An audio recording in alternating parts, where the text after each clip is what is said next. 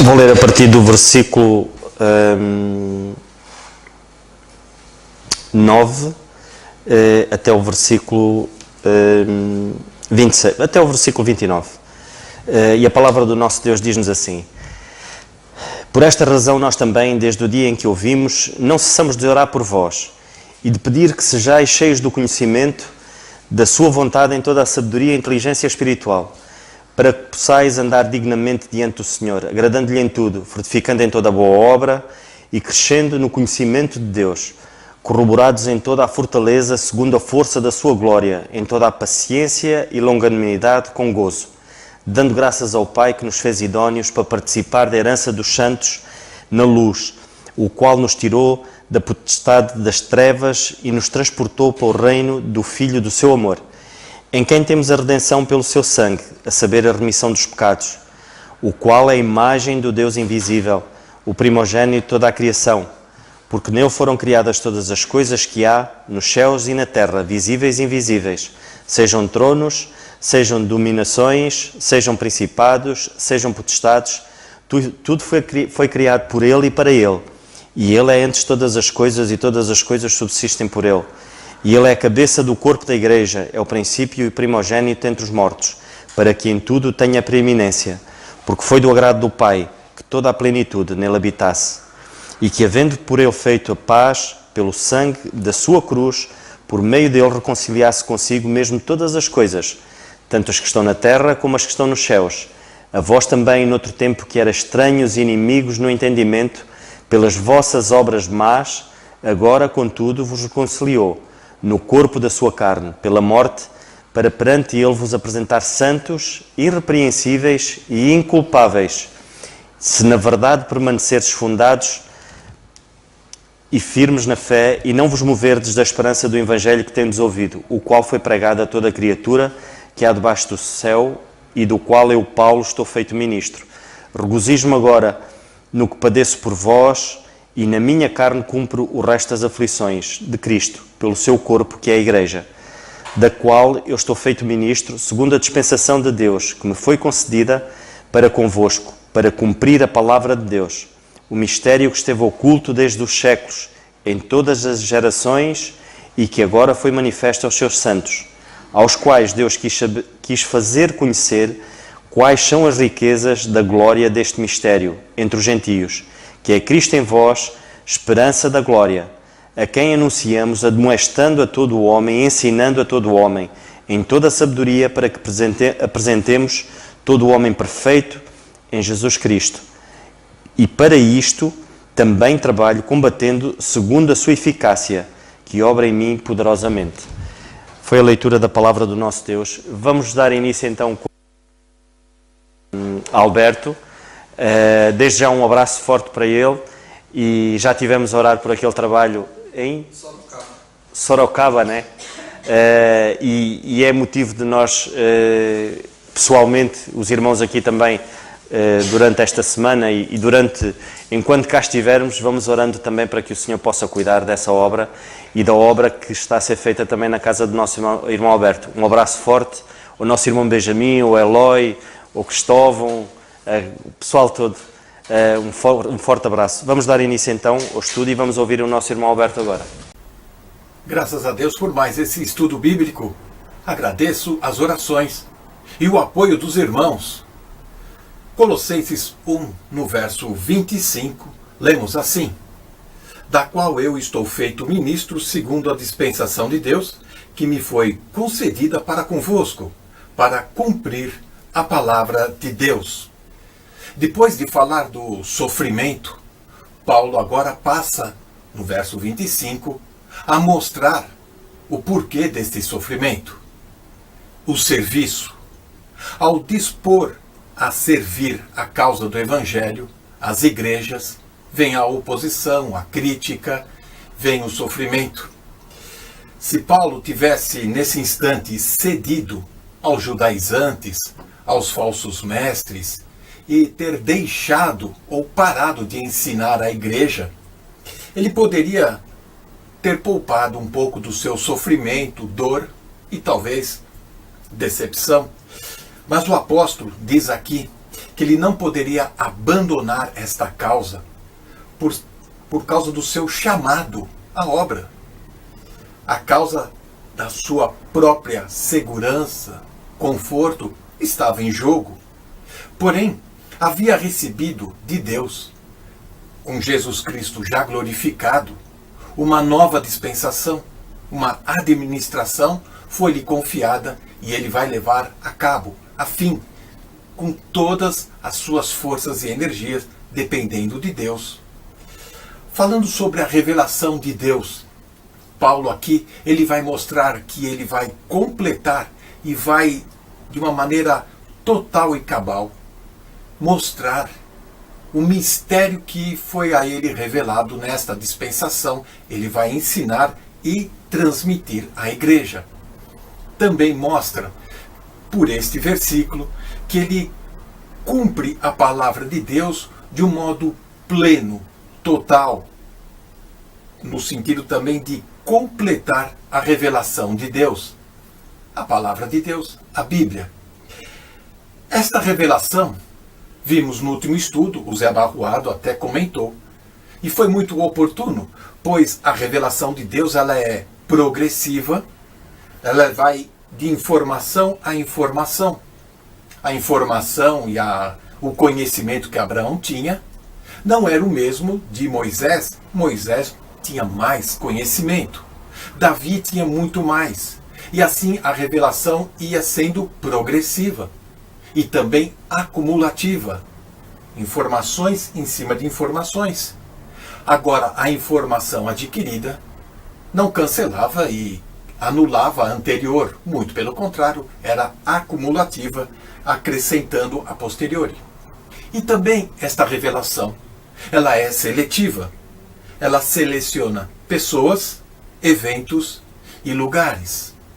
Progressiva, acumulativa, seletiva. E também a revelação de Deus ela é limitada. Limitada quanto ao tempo, ao local e também à época em que foi transmitida. E a revelação de Deus ela é sempre entendida de maneira literal, gramatical e histórica. Sendo assim, a Bíblia ela é única. A Bíblia, a palavra de Deus, ela é singular. Ela é diferente de todos os demais livros que a história já viu.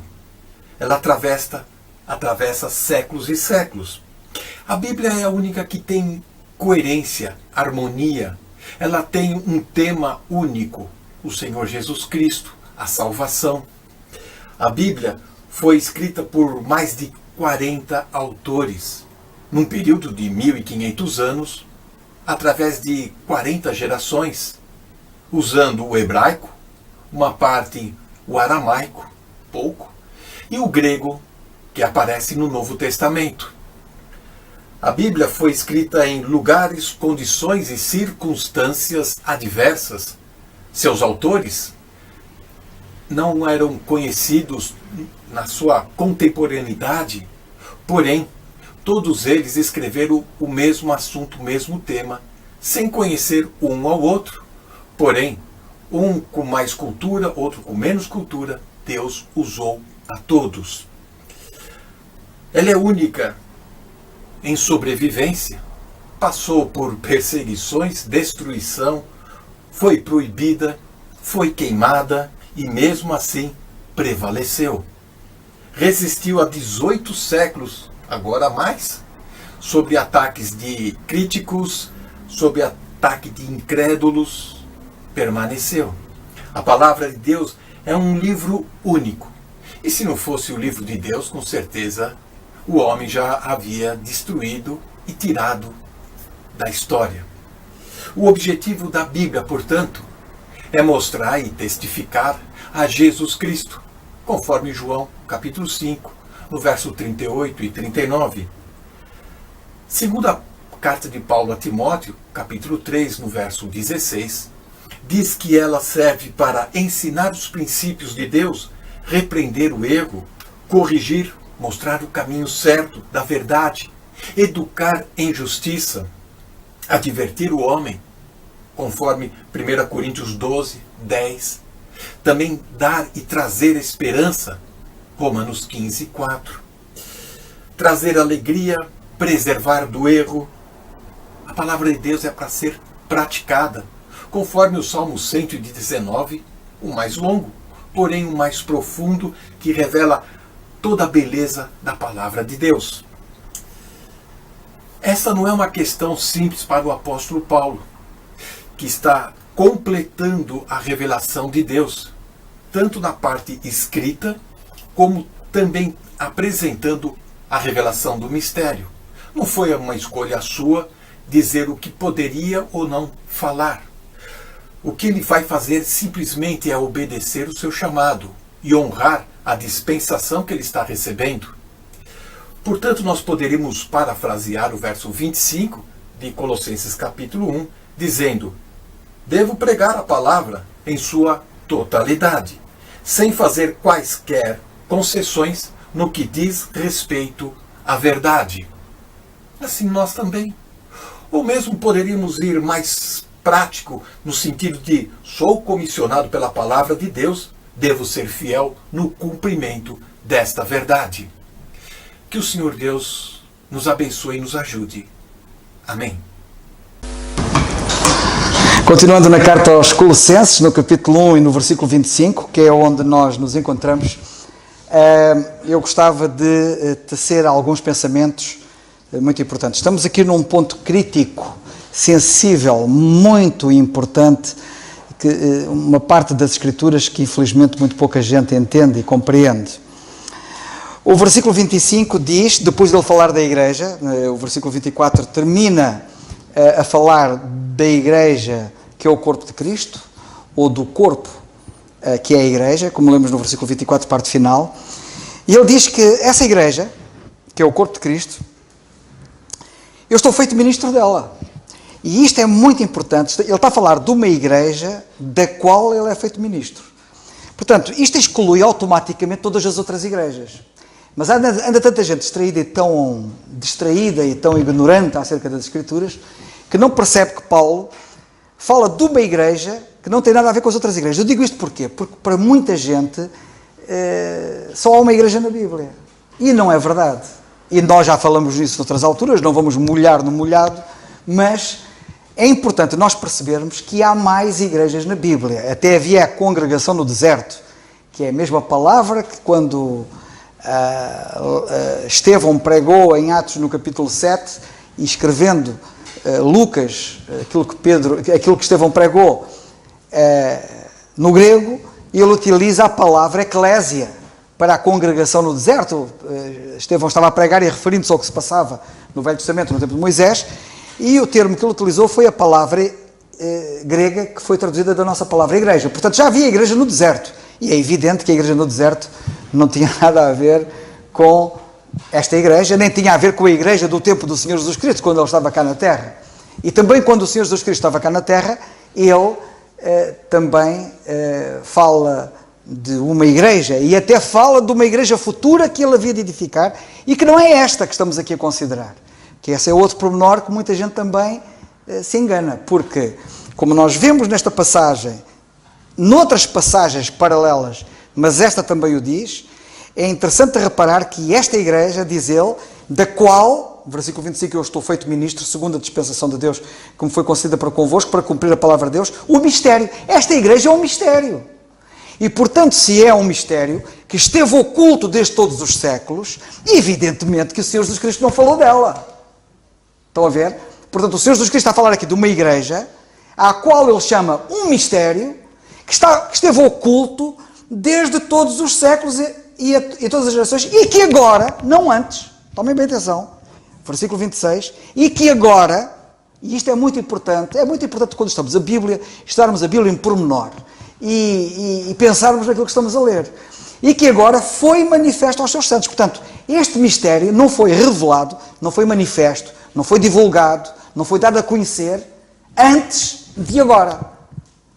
E como nós vemos nesta passagem, ele diz, da qual eu estou feito ministro, versículo 25, segundo a dispensação de Deus, como foi concedida. Portanto, esta dispensação de Deus, este mistério foi-me concedido a mim. Portanto, esta igreja foi concedida a ele. E ele é ministro dela. Eu daqui a pouco vou mostrar algumas passagens que é importante que nós leiamos nesta relação para nós percebermos bem a força desta palavra ministro. Que, basicamente, literalmente, a palavra ministro vem da palavra diáconos, da palavra grega diáconos, de onde vem a nossa palavra diácono. E a palavra diácono quer dizer servo, aquele que serve. E o apóstolo Paulo diz, eu estou feito ministro, sou servo da igreja. Infelizmente, muitos servem-se da igreja. Mas aquele que particularmente foi dado a esta revelação, e que mais do que ninguém poderia ostentar um título honorífico, colocando-se acima de todos, diz, eu sou um servo. Já o nosso Senhor Jesus Cristo deu esse grande exemplo, sendo Ele o Senhor de todos, o Senhor dos senhores, Ele fez-se servo. E é maravilhoso nós vermos este espírito do apóstolo Paulo, em que ele diz aqui que tinha alegria por sofrer como servo. Infelizmente alguns servem e depois queixam-se, gemem e queixam-se, têm queixumes. Que não sei quê, porque não sei quê, e queixam-se no serviço. Mas Paulo serve e não se queixa. E ele alegra-se pelo privilégio que ele tem de poder servir. Da qual eu estou feito ministro ou servo, segundo a dispensação de Deus. Portanto, eu não quero perder o contexto. Vejam bem o contexto. Ele está a falar da igreja, que é o seu corpo, versículo 24, parte final. Da qual igreja que é o seu corpo. Não é? Ele diz que está feito ministro, ele é ministro da igreja, que é o seu corpo, segundo a dispensação de Deus. Um pequeno parênteses, eu tenho que fazer vários parênteses dentro dos parênteses. Dispensação de Deus é como é chamada esta igreja. A carta aos Efésios, no capítulo 3, ela é, logo no versículo 1 e 2, é chamada dispensação da graça de Deus. E no versículo 10 do capítulo 3 da carta aos Efésios é chamada dispensação do mistério. Portanto, esta dispensação tem vários nomes. Dispensação da graça de Deus, também chamada dispensação do mistério, também chamada dispensação de Deus. E é muito importante vermos que estamos a falar do mesmo, porque quando ele fala em dispensação de Deus, ele diz que me foi concedida para convosco, para cumprir a palavra de Deus, o mistério. Esta dispensação de Deus é o mistério. E o mistério é a dispensação do mistério. Oculto em Deus. Vamos ler na carta aos Efésios, porque é muito importante estarmos bem relacionados com as Escrituras para percebermos a harmonia das Escrituras nesta matéria. O capítulo 3 diz assim: por esta causa, eu, Paulo, sou o prisioneiro de Jesus Cristo por vós, os gentios, se é que tendes ouvido da dispensação da graça de Deus. Reparem bem, a dispensação da graça de Deus, que para convosco me foi dada. Portanto, a dispensação da graça foi dada. Notem que nesta passagem aqui, ele diz que é ministro, foi feito ministro da igreja, no versículo 25, segundo a dispensação de Deus, que me foi concedida para convosco. É exatamente a mesma coisa. A palavra dado ou concedido, a palavra grega que é utilizada, foi traduzida num lado por dada, neste sítio por concedida, é a mesma palavra, portanto, foi-me concedida para convosco. O quê? A dispensação de Deus. Dispensação de Deus, que é chamada dispensação da graça de Deus em Efésios 3. Continuando em Efésios 3, vocês reparem bem, ele continua e diz assim: como me foi este mistério manifestado pela revelação, como acima em pouco vos escrevi. Portanto, ele está claramente a dizer que a dispensação da graça de Deus é um mistério, não é? Que lhe foi manifestado por revelação. E ele diz no versículo 4 que quando vocês leem acerca disto, eu quero que vocês percebam a compreensão que ele tinha do mistério de Cristo.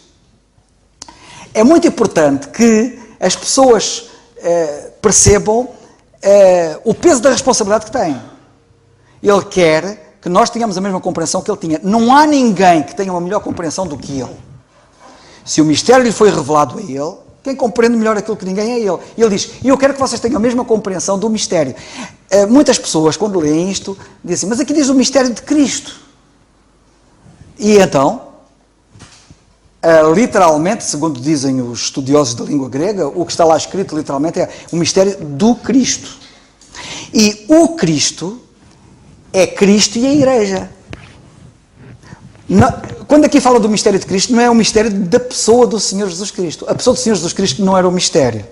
Mas que o Senhor Jesus Cristo ia ser a cabeça de um corpo, e esta cabeça com este corpo fazia um homem, que é chamado o Cristo de Deus, não é?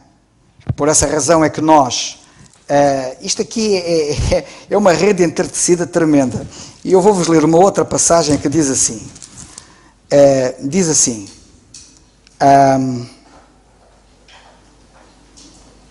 diz assim: porque assim como o corpo é um e tem muitos membros, está na carta aos Coríntios capítulo 12, depois digo-vos o versículo, também é o versículo 12. Assim como o corpo é um e tem muitos membros, e todos os membros, sendo muitos, são um só corpo, assim é Cristo. Ele está a falar do corpo físico. Estão a ver o nosso corpo físico? Assim como o corpo físico é um, é só um corpo, e tem muitos membros, não é? E todos os membros, sendo muitos, apesar de ter aqui muitos membros, tenho vários dedos, várias mãos, são 2 mãos, braços, pernas, antebraços, muitos membros, e mais aqueles escondidos que não se veem, estão aqui muitos membros, o corpo tem muitos membros, não é? Nós sabemos que isto é verdade. O corpo é um e tem muitos membros, e todos os membros, sendo muitos, apesar de serem muitos membros, são um só corpo, diz ele assim também é Cristo. É Cristo. Quando ele diz aqui, assim também é Cristo, não está a dizer Cristo a pessoa de Cristo, está a dizer o Cristo de Deus, que é formado por ele, que é a cabeça e o corpo. Assim é Cristo. E depois ele diz, pois todos nós fomos batizados em um Espírito formando um corpo. A palavra de Deus é tão clara. Pronto. Voltando à nossa passagem de Efésios capítulo 3, portanto ele diz que queria que nós tivéssemos a mesma compreensão que ele tinha do mistério, e que é para vocês perceberem porque é que ele é chamado do Cristo, porque a pessoa do Senhor Jesus Cristo e o corpo fazem uma pessoa, e esta pessoa é o Cristo de Deus, o Cristo que Deus idealizou na eternidade, que é Cristo, cabeça. Por isso é que ele é uma cabeça. E por isso é que nós somos um corpo. O que é que um corpo faz com uma cabeça? Não faz uma pessoa? Então qual é o nome dessa pessoa? É Cristo. E nós, pela graça de Deus, temos o nome de Cristo. Vocês não repararam que nós temos o nome de Cristo? Se vocês lerem uma série de passagens da Bíblia, tudo o que diz respeito a Cristo diz respeito a nós. Nós temos o que temos em Cristo. Por isso é que a expressão em Cristo acontece muitas vezes. Por exemplo, ainda hoje houve alguém, até foi aqui da igreja, que me fez uma pergunta e tinha a ver com a eleição. Como é que explica esta passagem? E eu disse, olha, é preciso olhar para o contexto. Nós, para compreendermos às vezes uma passagem, não podemos olhar para a declaração em si, temos que olhar para o contexto. E aquela passagem parecia mostrar, e estamos a falar da verdade da eleição, que às vezes o Senhor elege. Há muitas descompreensões, já aqui temos falado disto, ainda recentemente, há poucos meses atrás, falamos acerca desta questão da verdade da eleição. Eu não quero entrar, não me quero desviar para aí, mas quero apenas dizer o seguinte: quando o apóstolo Paulo escreve a carta aos Efésios, ele diz que nós fomos eleitos em Cristo.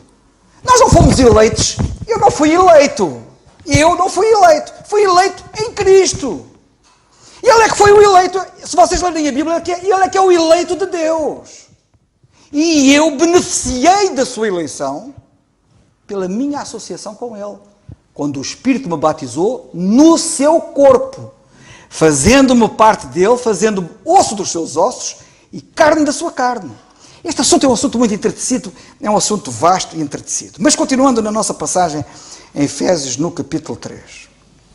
O qual, noutros séculos, notem a harmonia de Efésios 3 com Colossenses 1.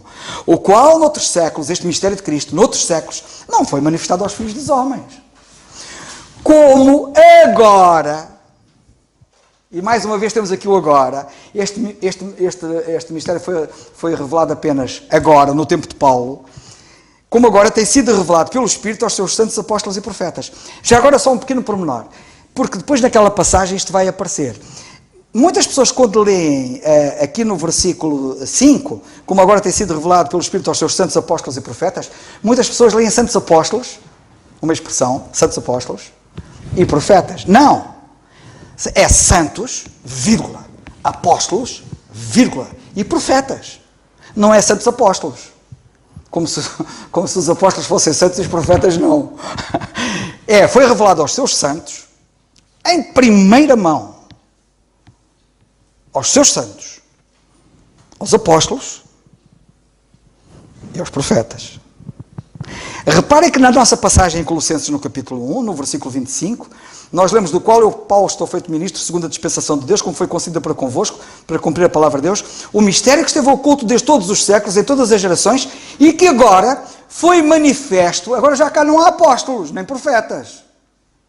Foi manifesto aos seus santos. Põe bem atenção, isto é muito importante, isto é muito que se lhe diga, isto é muito que se lhe diga, mas eu quero que vocês para já vejam a harmonia, comparem as passagens, e ele depois no versículo 6, mas antes no versículo 5, alguns dizem assim, dizem alguns, não foi só revelado ao apóstolo Paulo, aqui a passagem diz que também foi revelado aos santos apóstolos e profetas. E querem com isso diluir a importância da revelação feita em primeira mão ao apóstolo Paulo. E eu digo assim, leiam lá com atenção. O versículo 5 diz que foi, noutros séculos não foi manifestado aos filhos dos homens, como agora tem sido de facto revelado aos seus santos apóstolos. É verdade, mas por quem? Pelo Espírito. Ora, o mistério não foi revelado ao apóstolo Paulo pelo Espírito. O mistério foi revelado ao apóstolo Paulo pelo próprio Senhor. Ele fala nisso em várias passagens, como na carta aos Gálatas, no capítulo 1. Foi o próprio Senhor que lhe revelou a verdade do mistério, não foi o Espírito. Todos os outros é que conheceram a verdade do mistério pelo Espírito. Por exemplo, quando o apóstolo Paulo foi a Jerusalém, em Gálatas 1, nós já falamos sobre isso, em Gálatas 1, foi expor o evangelho que pregava entre os gentios, a Pedro, a Tiago e a João. A Bíblia diz que eles entenderam e conheceram. Ora, como é que eles entenderam e conheceram? Foi pelo Espírito. E eles pôs, e o Espírito fez luz no entendimento deles, e eles perceberam. Não foi o Senhor da Glória que lhes apareceu aos outros para lhes falar nada disso. Vocês não têm nenhum texto da Bíblia sobre isso. Mas vocês têm vários textos na Bíblia que mostram o Senhor da Glória aparecer ao apóstolo Paulo e ele a falar disso, que o Senhor lhe apareceu e lhe revelou diretamente. Portanto, há uma grande diferença entre compreender esta verdade pelo Espírito ou conhecê-la através do Senhor Jesus Cristo. Paulo conheceu através do Senhor Jesus Cristo. E os apóstolos, e santos e profetas, como nós hoje, conhecemos pelo Espírito. Ora bem, continuando por aqui abaixo, ele continua e diz assim: a saber que os gentios são co-herdeiros do mesmo, estamos em Efésios 3, do mesmo corpo e participantes da promessa em Cristo pelo Evangelho, da qual fui feito ministro. Cá está, mais uma vez, a palavra ministro. Há uma grande associação intrínseca entre mistério, dispensação da graça de Deus e Evangelho. Tudo isto é um bloco coeso, único. Dispensação da graça de Deus, Evangelho, Igreja, o corpo, o mistério, é todo um bloco. E ele fala aqui, fui feito ministro, pelo dom da graça de Deus, que me foi dado, segundo a operação do seu poder. A mim, foi-me dado a mim, não foi a vocês, nem foi dado aos 12. Foi-me dado a mim. E sabem quem sou eu? Para vocês saberem, sou o mínimo de todos os santos. Me foi dada esta graça de anunciar entre os gentios, por meio do Evangelho, as riquezas incompreensíveis de Cristo. Já agora um pequeno pormenor, porque isto tem a ver com aquilo que estamos ali a ver. A expressão riquezas incompreensíveis de Cristo significa literalmente as riquezas intracejáveis de Cristo. É uma palavra que nem existe na língua portuguesa. E é uma palavra que eu estou a fabricar. Mas que vocês percebem. Uma coisa não tracejada. Ou seja, é uma coisa que não pode ser traçada. Vocês chegam à Bíblia e leem lá no Velho Testamento e não tem lá o traço, não tem lá vestígio nenhum, porque isto era um mistério oculto. Como era um mistério oculto, estas riquezas São chamadas incompreensíveis, quer dizer, são riquezas que não estão traçadas na Bíblia. Vocês não veem rastro delas. Não está lá. É omisso. Há hiatos. Há ali buracos. E já vou falar acerca disso em Colossenses. Que eu quero dizer que ele teve a graça de anunciar estas riquezas que não estavam traçadas. E nós sabemos bem, e temos aqui aprendido e conhecido quais são essas riquezas. E demonstrar a todos, isto é importante. Então, temos que conhecer como ele conhecia. Quero que vocês tenham a mesma compreensão que eu tenho. Quando nós temos a compreensão que ele tem, também somos capazes de demonstrar como ele. Isto é muito importante. Nós não precisamos apenas de conhecer, mas temos que saber demonstrar. Sabem que às vezes há estudantes na escola, que estão a aprender lá na escola, e conhecem as coisas, e depois a gente diz assim, então demonstra lá isso. Eles conhecem, mas não sabem demonstrar. E há muitos crentes a quem nós falamos estas verdades, que eles até conhecem de alguma maneira estas verdades, e depois eles dizem, então demonstra lá. Ou falam com alguém que lhes põe questões. E eles ficam ali e não saem dali. Nós temos que estar habilitados, pelo conhecimento, pela graça de Deus, de sermos capazes de demonstrar, não é só dizer, é demonstrar porquê. Era o que os professores diziam na escola, então justifica. Justificar. Sermos capazes de justificar.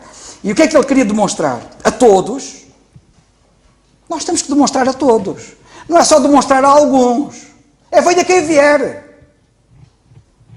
Demonstrar a todos qual seja a dispensação do mistério. Notem, agora já não é a dispensação da graça de Deus. Lá em cima não era a dispensação da graça de Deus. Ele agora diz, esta dispensação também se chama dispensação do mistério. Porquê? Porque isto era um mistério.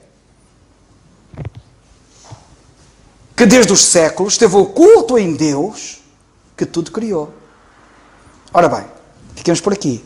Vejam a harmonia disto com Colossenses capítulo 1. E agora, quero chamar a vossa atenção para Colossenses capítulo 1, para o seguinte. Diz assim o versículo 25. Da qual eu estou feito ministro,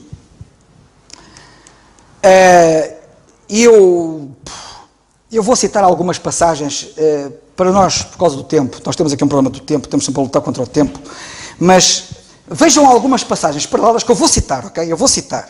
Depois eu vou dizer onde é que elas estão, depois quem quiser anota, e pode lá ir confirmar, mas eu para já vou-me limitar a citar 5 passagens da Bíblia que nos mostram o peso deste ministro, quando ele diz aqui, da qual igreja, da qual dispensação do mistério, da qual dispensação de Deus,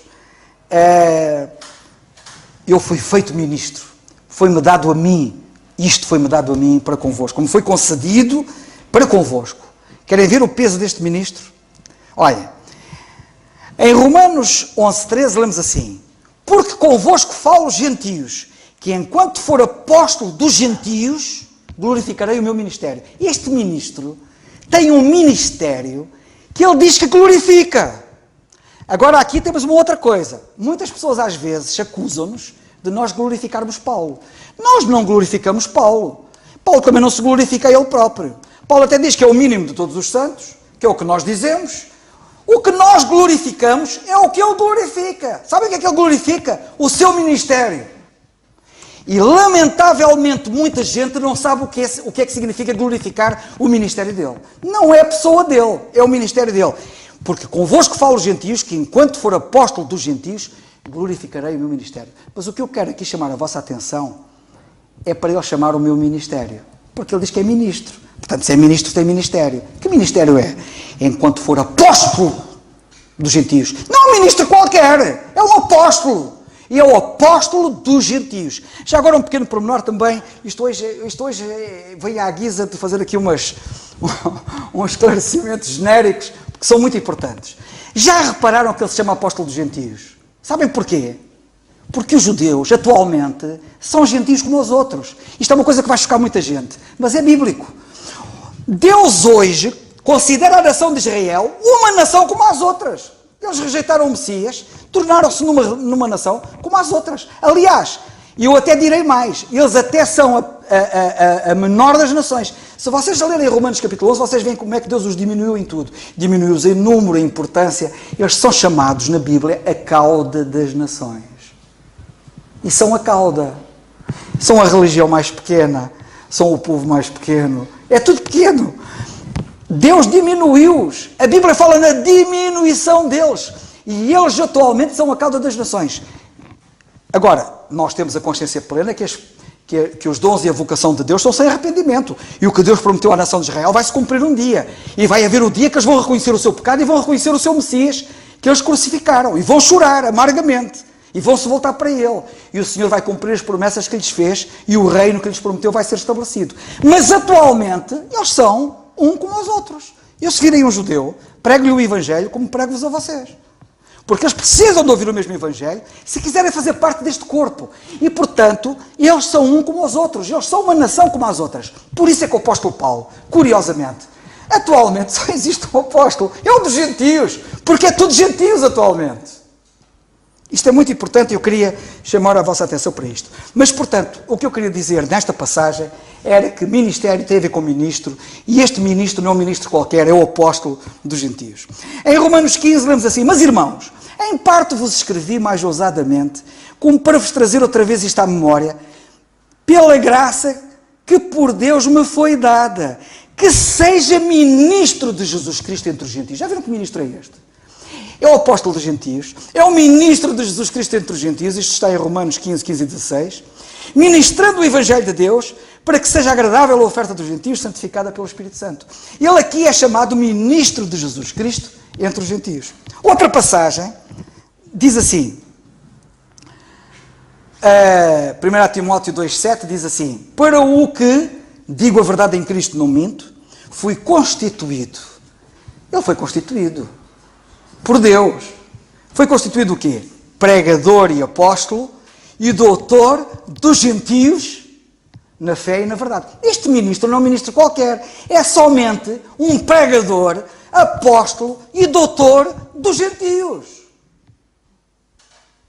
E na segunda carta a Timóteo 1,11 ele diz: para o que fui constituído pregador e apóstolo e doutor dos gentios. Quase que duplica aquilo que tinha dito na primeira carta. E, portanto, eu queria chamar a vossa atenção para isto, portanto, para vocês perceberem que quando aqui diz da qual eu estou feito ministro, da qual igreja eu estou feito ministro, isto significa eu estou feito apóstolo. Não um ministro qualquer. Ele tinha uma autoridade tremenda. Uma autoridade apostólica que Deus lhe deu, naturalmente. Depois dele diz assim: da qual eu estou feito ministro, segundo a dispensação de Deus, como foi concedida para convosco, para cumprir a palavra de Deus. Há pouco ouvimos o nosso irmão Alberto. Irmão Alberto, um abraço também meu para si, daqui, e se o Weisel também ouvir, também um abraço para ele. Nós temos a mostrar as fotografias que a Daisy, né? A Daisy colocou lá no Facebook da vossa reunião no fim de semana passado. Portanto, um abraço para todos. E a igreja aqui esteve a ver essas fotografias que nós podemos ver ali no Facebook. De qualquer das maneiras, o irmão Alberto estava a dizer há bocado no estudo desta passagem, ele falou sobre o significado da palavra cumprir.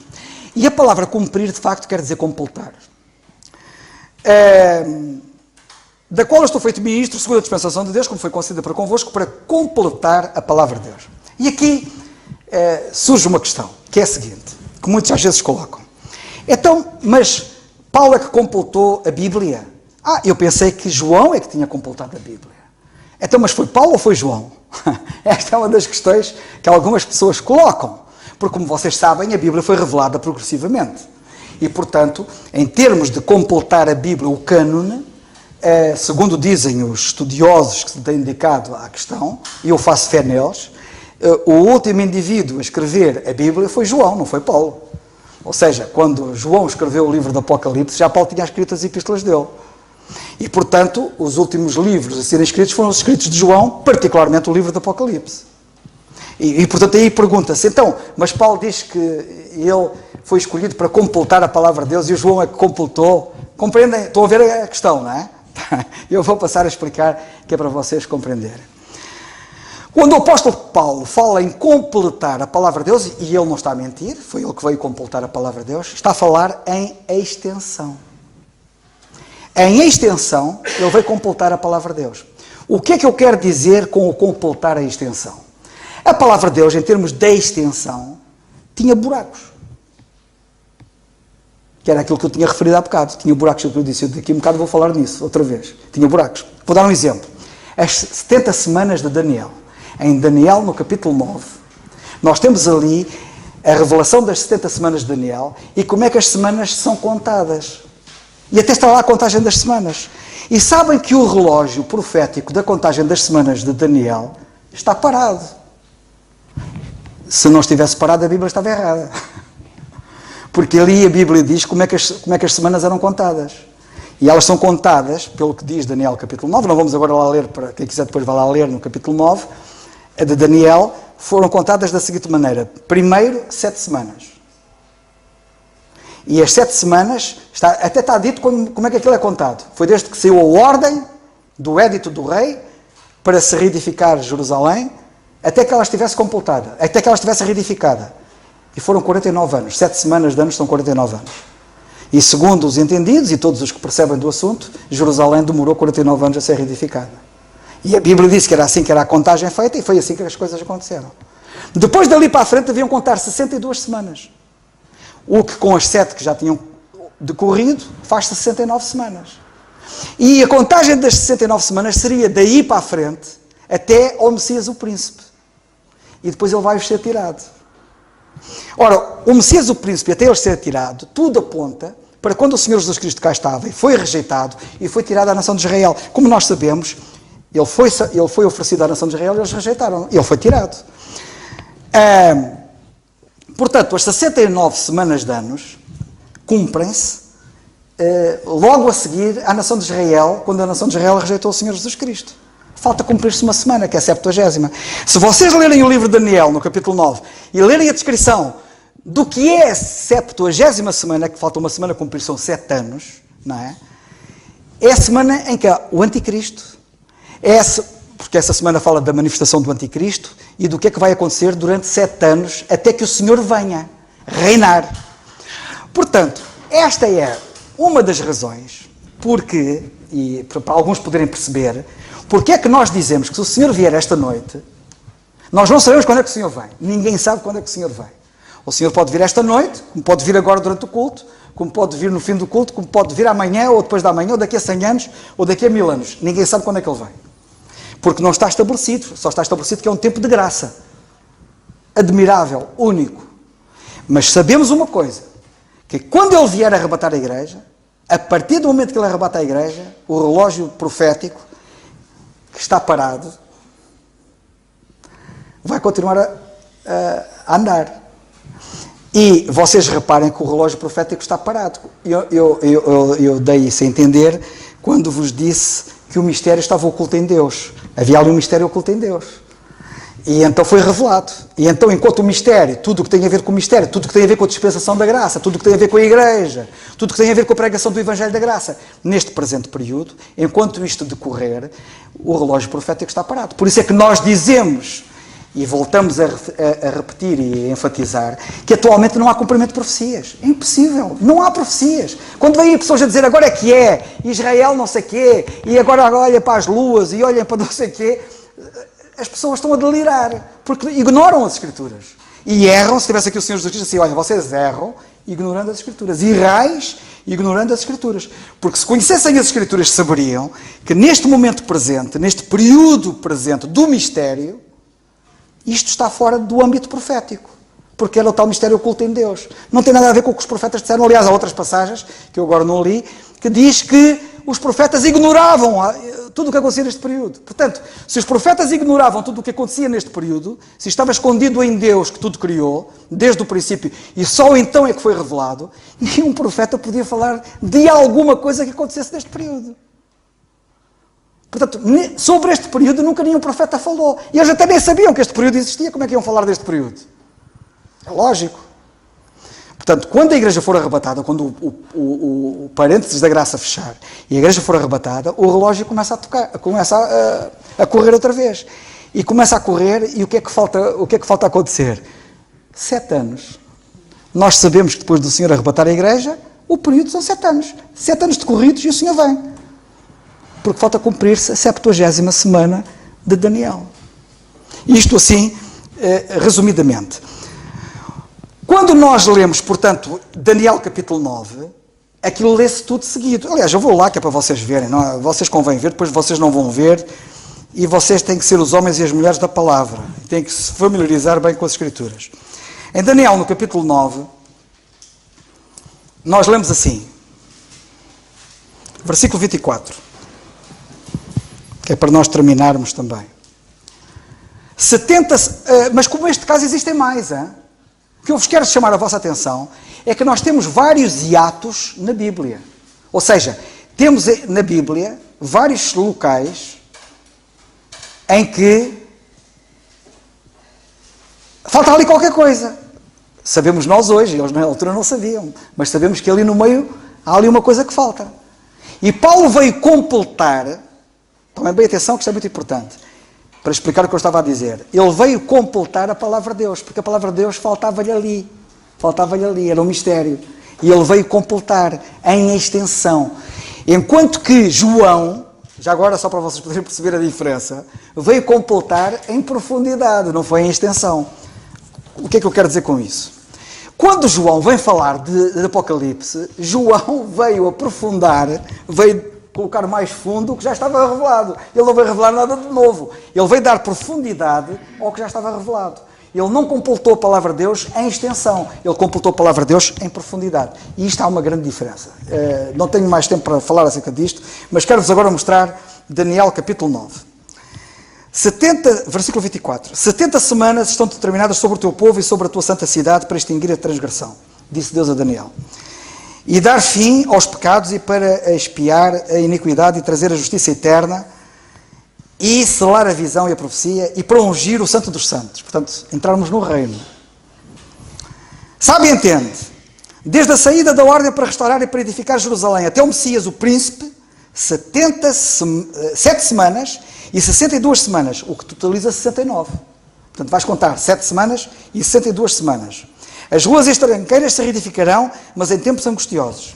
E depois das 62 semanas, portanto são 7 semanas que demorou a reedificar Jerusalém, mais 62 semanas, que feitas as contas vezes 7, dá 7 vezes 2, 14,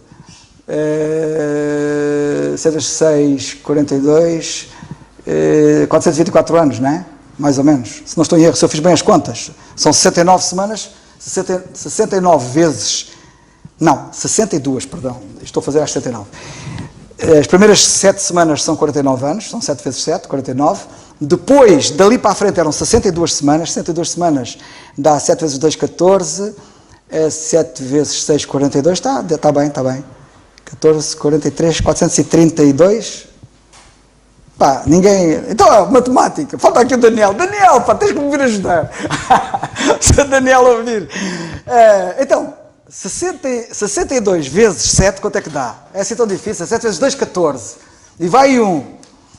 Temos um 4 na ponta. Depois é 7 vezes 6, 42, 43. 434. É para vocês não me ajudam. Já me basta a dificuldade que eu tenho em estar aqui a explicar a Bíblia para agora estar aqui a pensar em matemática. Portanto, segundo os entendidos, desde que a cidade de Jerusalém foi reedificada até ao Messias, o príncipe, decorreram mesmo 434 anos. Agora, vocês reparem o seguinte, diz aqui a passagem a seguir, que depois das 62, que quer dizer que já tinham passado também 7, porque a contagem era 7 e 62, portanto 69, depois das 62, entenda-se, estamos nas 69, será tirado o Messias, e não será mais. Ok? E o povo do príncipe que há de vir, que é o anticristo, destruirá a cidade e o santuário, o seu fim será como inundação, e até ao fim haverá guerra, estão determinadas as assolações. Vocês lembram-se quando o Senhor Jesus Cristo, a Bíblia é um espanto. Eu vou citar literalmente o que é que ele disse, que é para vocês verem. Lembram-se quando o Senhor Jesus Cristo falou do sermão profético, das coisas que vão acontecer no futuro? Sabem o que é que ele disse? Ele disse assim, que é para vocês saber. Disse ele assim.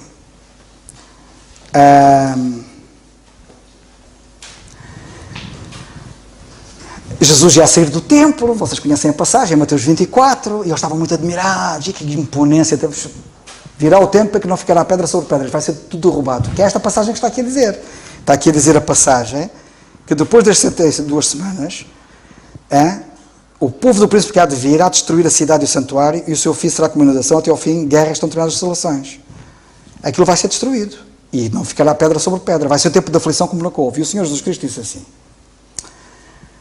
Ele falou do princípio das dores, e tal, e tal, e tal. E depois de falar do princípio das dores, falou da grande tribulação propriamente dita e disse assim: quando, pois, virdes, está em Mateus 24:15, quando, pois, virdes que a abominação da desolação, de que falou o profeta Daniel, está no lugar santo, quem lê, atenda. Quando vocês virem que vai acontecer aquilo que o profeta Daniel disse, que é a abominação da desolação, sabe quem é a abominação da desolação? É o anticristo. Ele é a abominação. Ele vai conspurcar o templo, vai sentar no templo dizendo que é Deus. Aquilo é uma abominação da desolação, porque aquilo vai destruir tudo.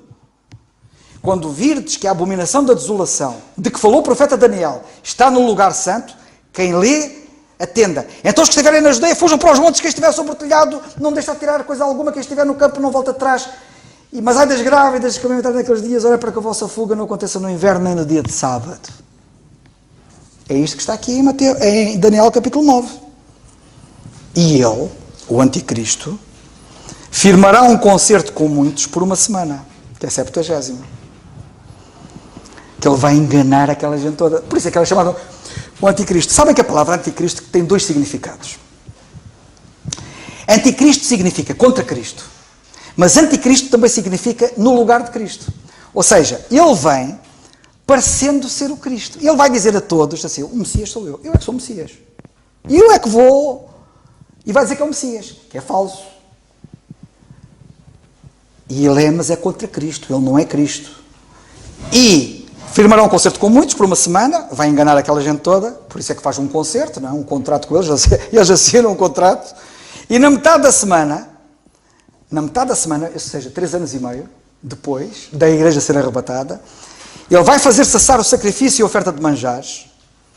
Isto significa que vai haver outra vez sacrifícios, o altar vai voltar a funcionar lá no templo em Jerusalém, ok?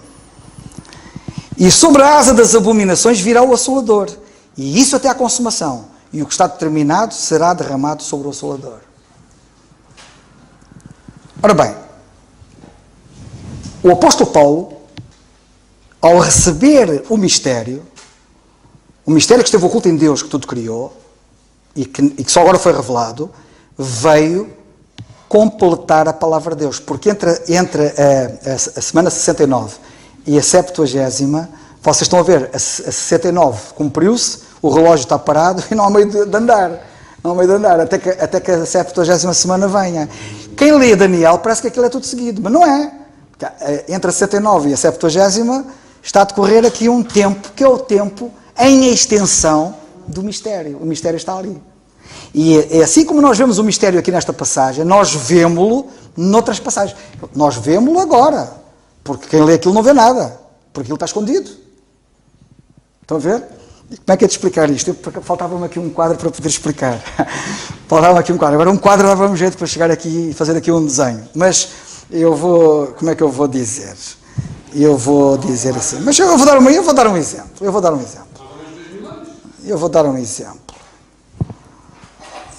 dar um exemplo fraquito, pronto, é o melhor que eu tenho. Tenho a ver aqui, tenho aqui um livro, que é a Bíblia. Então, eu tenho aqui um livro, estão a ver? E vocês olharem assim para a Bíblia, não é? Estão a ver uma folha daqui e outra folha daqui. Mas vocês, atenção, vocês não estão a ver tudo. É que há muita folha escondida aqui por debaixo. Que não está à vista. Vocês assim, visto assim, só veem uma folha aqui e outra folha aqui. Mas há muita folha que está aqui escondida. E quando nós lemos a Bíblia lá no Velho Testamento, nós só vemos aquilo que estamos a ver. Mas há muita coisa escondida ali. Isto é uma ilustração fraquita, mas foi o melhor que eu arranjei para poder me socorrer da emergência da situação. Pronto. E hoje ficamos por aqui, e para a semana, se Deus quiser, vamos continuar. Mas em Colossenses, no capítulo 1, e eu vou recapitular, só a leitura, diz aqui no versículo 25, da qual igreja eu estou feito ministro segundo a dispensação de Deus, que me foi concedida para convosco, para cumprir ou completar a palavra de Deus, completá-la em extensão. O mistério que esteve oculto desde todos os séculos, em todas as gerações, e que agora foi manifesto aos seus santos. E Ele dá-nos a conhecer a nós, não é para ficarmos agora, coisa curiosa, interessante. E depois sabe o que é que ele diz a seguir? Aos quais Deus quis fazer conhecer riquezas tremendas. E eu apetecia-me quase que perguntar assim, vocês conhecem essas riquezas? É que Ele quer, mas isto não fica para agora, fica para depois. Que Deus nos ajude e que Ele nos ajude a dar-lhe graças pela graça que Ele nos deu. E que essa graça que Ele nos deu se traduza numa devoção a Ele que não é esperado outra coisa. Façamos como o apóstolo Paulo. Foi o servo mais fantástico que eu já vi. Porque eu talvez tenha compreendido melhor do que ninguém o que era a graça de Deus. Quando nós compreendemos o que é a graça de Deus, isto traduz-se na vida mais consagrada e mais dedicada. Que Deus nos ajude.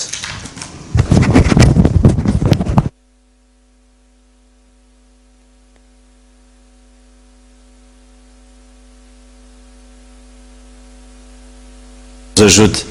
Mas cá de pé, irmãos, vamos terminar com a oração e agradecer ao nosso Deus porque somos muito privilegiados vivendo nesta altura, nesta dispensação.